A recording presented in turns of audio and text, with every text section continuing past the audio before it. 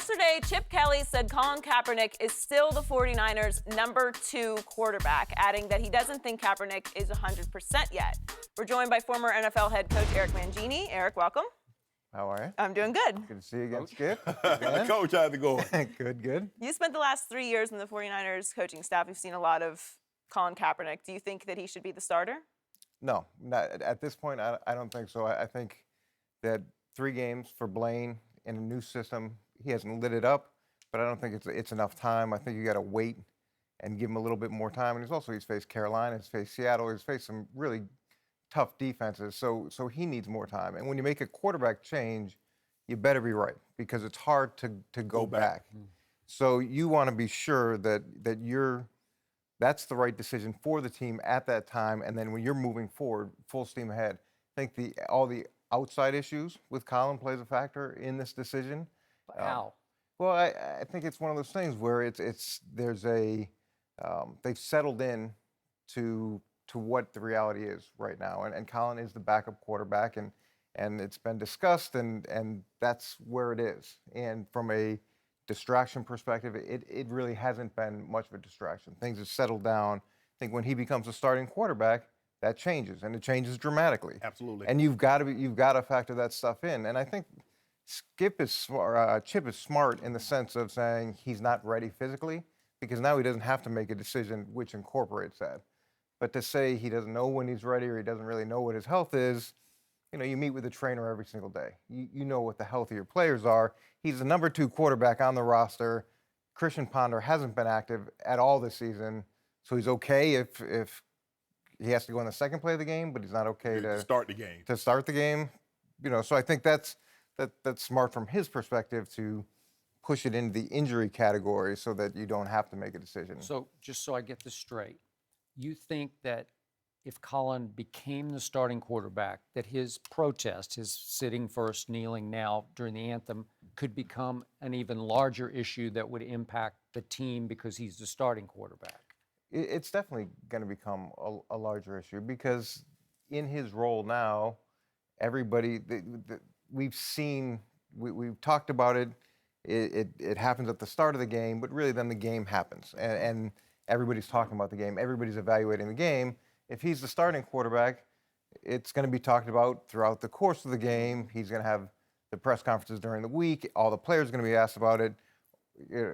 That's going to be the focus. That is going to be the absolute focus. It is, because as the number 2 quarterback, he doesn't have a press day. Right. As the number 1 quarterback, he gets a press day. And the conference call that goes out week to week from team, Colin Kaepernick is on that call. And they're asking him not so much about the opponent, they're asking him about this stance. It's an understatement that Blaine Gabbert is 31st or 32nd. Completion percentage, pass yards per game, pass yards attempt. He's 31st or 32nd. But you know what he has, Coach Joey, you know what he has? He has the 8th best QBR in all of football. He does have that, Skip. That one stat that you love so much. I don't love it. Everybody does. Anybody who knows football loves that stat. So you love, I don't think it's just mine. I don't love QBR. You don't love it?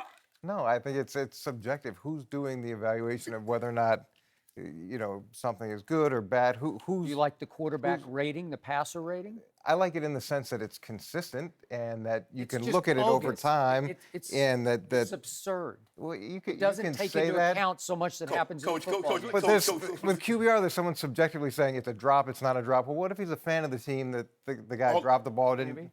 Here's the 8th ranked QBR quarterback in all of football, and he's 31st or 32nd. Now, mind you, folks at home, there's only 32 teams. So if he's 31st or 32nd, but he's the 8th rated QBR quarterback in football. Just tell me how that works. Coach, I wasn't a coach. Well, I can tell you how. I'm talking to Coach. Can I talk to Coach? I don't really, he doesn't know. No. Coach, he doesn't know QBR. I was going to explain it to you. I would love for you to explain QBR. Take us through QBR, because it's a great opportunity for me to learn. What happened on opening weekend, opening Sunday? That team, the 49ers, won 28-0. Yeah. And because opening Monday night, because he had a great QBR in that game, it's kept him lofty for the last 2. And maybe I haven't analyzed their games because I don't really care about the last 2 games because they were just disasters for that team. But I could probably go back and find that he played not that bad in those games.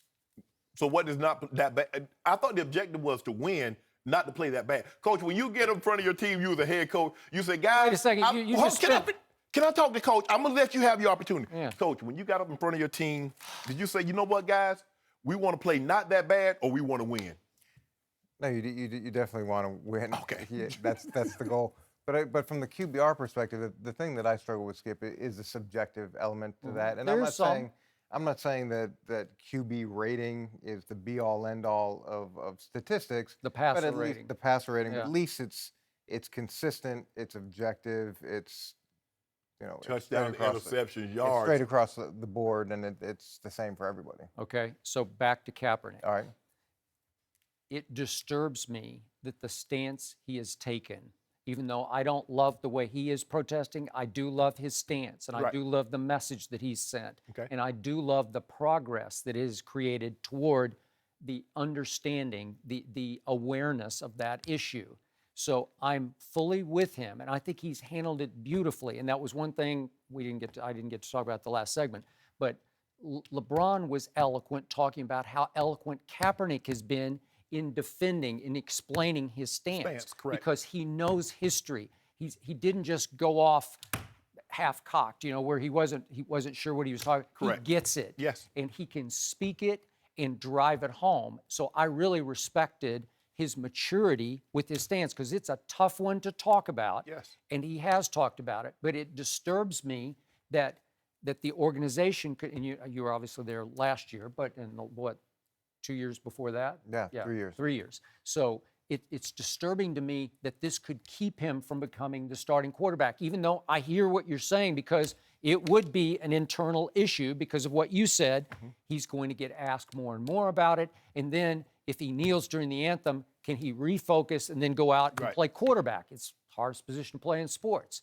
But I can just tell you how I feel as a Dallas Cowboy fan, looking towards Sunday, because my Cowboys play at 49ers. I'm scared if Colin Kaepernick gets the reins, because I fear him a lot more. Maybe I'm thinking of the old Colin Kaepernick. Again, he's lost a lot of weight. He had 3 surgeries in the offseason. I have no idea where his preparation is at this point, to all the points that you just made. But I remember what happened 2 years ago when I picked the Cowboys to win the division, and on opening Sunday at Jerry World, Colin Kaepernick ran them out of their own building. It was a wipeout. It was a devastation, and then slowly but surely they started creeping up in the standings, and they did finally win the division, but it got off to a really rocky start thanks to that guy. He has ability. We know it. He went through some emotional turmoil that had nothing to do with his racial stance a year ago, going back 2 years ago. Effectively, to me, from what I heard, lost the locker room. Now he has rebuilt and regained his presence in place that in the locker room. locker Yeah, to where I think he's won back a lot. I'm not in it, but from what I hear, he has. So he's in a good place right now, but maybe not in a great place with learning the new offense. And that, Well, I said I did an interview prior to the season. Someone had said, as Kaepernick lost it, and they were evaluating him based on the 10 or 12 reps that he got in the preseason game. And I don't think that's fair either. I think Colin is good for this system. Yes. I think Colin has a lot of great traits as a quarterback. I think he's an explosive player. He's shown that he can perform at a very high level. Yes. All those things are true. And I do think he has a chance to play at a high level again. I really believe that. And I just think at this point where they are in the season with Blaine, they had the opening game, which he played really well, and they played 2 good defenses. And to say that we're going to pull him at this point, you've made that decision based off of the offseason, off the preseason, a lot of data, practice. It seems too early, just from a pure switch perspective. Now, when you do make that switch, you have to take into account all the other things that go with it. And we've talked about this before with Tim Tebow, and bring Tim Tebow into a place. I know it's a different, but I got it. but it's the same in the sense that there's a lot of other things that come with it. And as a head coach, you're trying constantly to narrow the focus. I got it. Yeah. But I do think, and you have to change. You have to understand also, Blaine maybe is a better thrower of the ball. Cap is a better runner of the ball. So now you have to go back in the mode and change how you call plays, Coach. You can't call the same plays for Blaine Gabbert that you call for Colin Kaepernick because really they're two. When Colin was at his best, he was zone reading it, and if you made the mistake, he was going 80 on you. He can still throw the football, but that's not his first thing. And so you got to call plays accordingly. And Chip Kelly, he's never had an athlete to run this offense like this kid can. I don't know how many years did he coach Mariota, Marcus Mariota? He had 1 year. Chip Kelly. Mariota can't run like this kid. This kid. And remember now, he did get a team to a throw away from winning the Super Bowl. He did. So we can say all that, the protest and all, he's not healthy, but he was a throw away from winning the Super Bowl. So it's not like he's forgotten how to play football. Yeah. And I don't really think this is a distraction for him. I think he's already processed. He's gone through what this was going to entail. He knows now.